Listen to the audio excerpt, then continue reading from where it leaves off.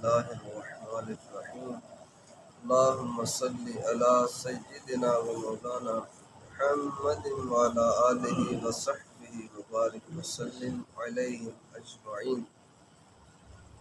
محتشم سامعین، وضو کے بارے میں عموماً ہم نے یہ سنا ہے کہ نماز سے پہلے وضو کرنا چاہیے، قرآن پاک کو چھونے سے پہلے وضو کرنا چاہیے، طواف سے پہلے وضو کرنا چاہیے۔ عمومی طور پر یعنی یہ وضو مشہور ہے، نماز کا وضو، تلاوت کا وضو، طواف کا وضو۔ لیکن ایک وضو اور بھی ہے اور اس کو کہتے ہیں کھانے کا وضو۔ محدثین نے اس نام سے اس کو درج کیا، کھانے کا وضو، مطلب کہ کھانے سے پہلے اور کھانے کے بعد بھی وضو۔ عبادت کا وضو صرف عبادت سے پہلے ہوتا ہے، کھانے کا وضو کھانے سے پہلے بھی ہے، کھانے کے بعد بھی ہے۔ اور وہ کیا ہے؟ کھانے سے پہلے اور بعد میں کلی کرنا، ہاتھ دھونا، یہ کھانے کا وضو ہے اور یہ سنت مبارکہ ہے۔ اس کی بڑی فضیلت بیان کی گئی۔ نبی پاک صلی اللہ علیہ وآلہ وسلم نے ارشاد فرمایا کہ جو شخص چاہتا ہے کہ اللہ میرے گھر کی خیر میں اضافہ فرما دے، میرے گھر کی خیر میں اضافہ فرما دے، اس لفظ پر ہم نے غور کرنا ہے کہ لفظ خیر کو آپ نے مطلق رکھا ہے، کسی چیز کے ساتھ جوڑا نہیں کہ بھئی جو رزق کی خیر چاہتا ہے، جو عزت کی خیر چاہتا ہے، کسی چیز سے نہیں جوڑا۔ فرمایا جو گھر کی خیر چاہتا ہے، مطلب یہ ہوا کہ جو گھر کے رزق میں اضافہ چاہتا ہے، جو عزت میں اضافہ چاہتا ہے، جو مشکلات میں آسانی چاہتا ہے، جو پریشانیوں سے نجات چاہتا ہے، یعنی جو بھی اپنے گھر کی کسی بھی طرح کی خیر چاہتا ہے وہ اس کام پہ عمل کر لے۔ یا رسول اللہ کیا کرنا ہے؟ آقا فرماتے ہیں کہ جب کھانے کا ارادہ کرو تو کھانے سے پہلے اور کھانے کے بعد ہاتھ دھو لیا کرو۔ اللہ تمہارے گھر کی خیر میں اضافہ فرما دے گا، اللہ تمہارے رزق میں اضافہ فرما دے گا، اللہ تمہاری عزت میں اضافہ فرما دے گا، اللہ تمہاری مشکلیں آسان کر دے گا، اللہ تمہاری پریشانیاں ختم کر دے گا۔ چھوٹا سا عمل آقا نے بتایا اور نفع اتنے زیادہ ہے، لیکن اس چیز کو بھی عمومی طور پر ہم ترک کر چکے۔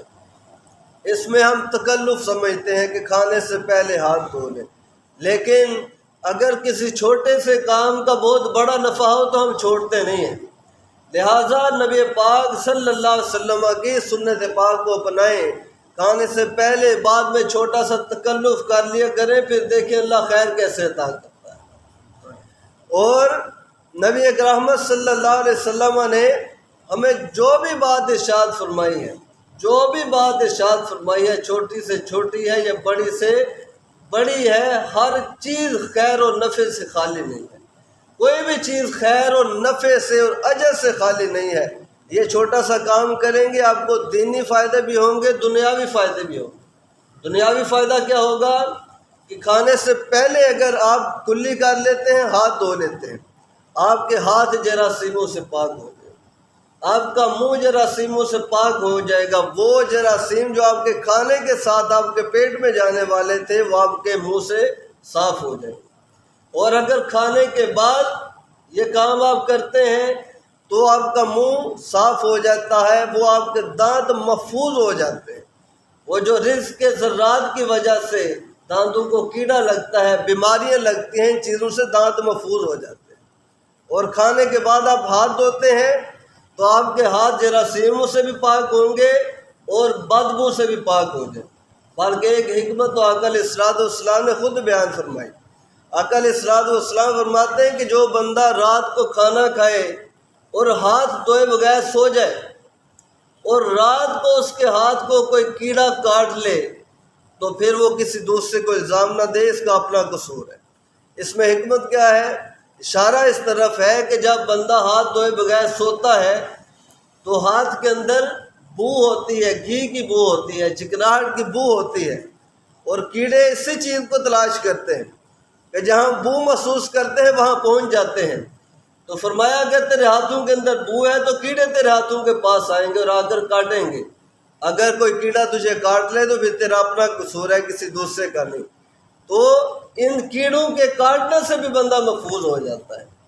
تو بہت سی حکمت ہیں آقا علیہ السلام کے فرامین عالی شان میں، تو ان پر عمل میں ہمارے لیے ہمارے دین کا بھی نفع ہے، ہماری دنیا کا بھی نفع ہے۔ اس سنت کو اپنائیں اور اپنے بچوں کو اس پر آگاہ کریں اور بچوں کو پابند کریں۔ اپنے ساتھ جب کھانے کے لیے بٹھاتے ہیں تو ان کو حکم دے بھی بیٹا پہلے کلی کرو، ہاتھ دھو، جب کھانا کھا چکے پھر حکم دیا کریں۔ اس حکم پہ بھی اللہ ہمیں اجر عطا کرے۔ حکم ہم اپنی اولاد کو دے رہے ہیں، تربیت اپنی اولاد کی کر رہے ہیں، لیکن اللہ اس پہ بھی ہمیں اجر عطا فرما رہا ہے۔